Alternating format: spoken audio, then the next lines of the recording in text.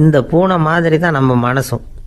மனசை எவ்வளவு தான் பயிற்சி கொடுத்து பக்குவமாக வச்சுருந்தாலும் பார்க்குறதுக்கு பரமசாது மாதிரி தான் இருக்கும். பார்க்க வேண்டியதை பார்த்துட்டுதுன்னா பாஞ்சிரும்.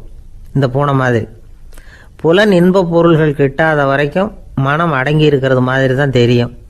கொஞ்சம் வாய்ப்பு கிடைச்சாலும் அது குதிக்க ஆரம்பிச்சிடும், தப்பு பண்ண ஆரம்பிச்சிடும்.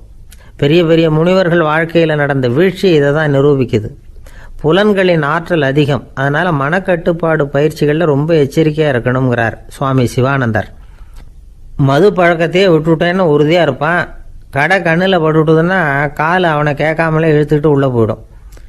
இதுதான் மனசுங்கிறது. அதுதான் அந்த ராஜா வளர்த்த பூனை. நம்மால் ஒருத்தன் அந்த ராஜா பூனை தலையில் விளக்க வச்சது மாதிரி இவன் தன்னுடைய தலையிலேயே ஒரு விளக்கை ஏற்றி வச்சுக்கிட்டு என்னத்தையோ தேட ஆரம்பித்தான். தேடிக்கிட்டு இருக்கிறான்.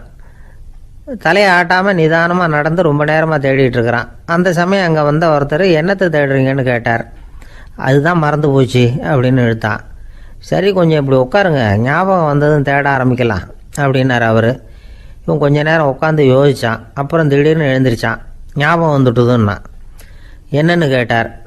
எங்கள் வீட்டில் இருந்த விளக்கை எங்கே வச்சேன்னு தெரியல, அதை தான் தேடிக்கிட்டு இருக்கிறேன், ஏற்றி வைக்கலாம்னு பார்க்குறேன் அப்படின்னா.